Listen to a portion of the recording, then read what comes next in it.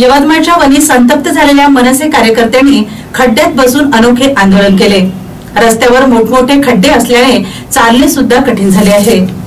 वनी येथील साई मंदिर ते नांदेपेरा या दरम्यान रस्त्यावर मोठमोठे खड्डे पडले असल्याने वाहनधारकांना नाहक त्रास सहन करावा लागतो आहे।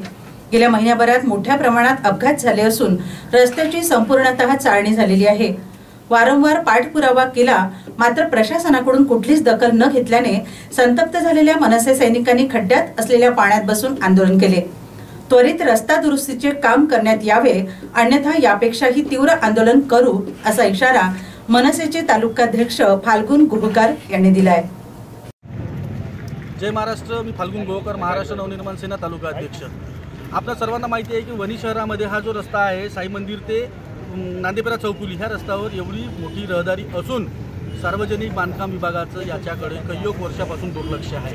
हा रस्ता एवढा खड्डेमय झालेला आहे, ह्या रस्त्यात खड्डा आहे की खड्ड्यात रस्ता आहे हेही लक्षात येत नाही आहे। या रस्त्यांनी कॉलेजेस आहेत, शाळा आहेत, दवाखाने आहेत। या रस्त्यांनी जात असताना कैक नागरिकांचे अपघात झालेले आहे, परंतु अजूनही PWDंना याचा जाग आलेली नाही आहे। म्हणून हे जाग येण्याकरिता आम्ही कैक वेळा यांना निवेदनं दिलेली आहेत, परंतु यांनी त्या निवेदनावर काही अजूनपर्यंत कारवाई केलेली नाही आहे। म्हणून आज नाईलाजास्तव या सार्वजनिक बांधकाम विभागाच्या विरोधामध्ये महाराष्ट्र नवनिर्माण सेनेने खड्ड्यात बसून हे आंदोलन सुरू केलेलं आहे।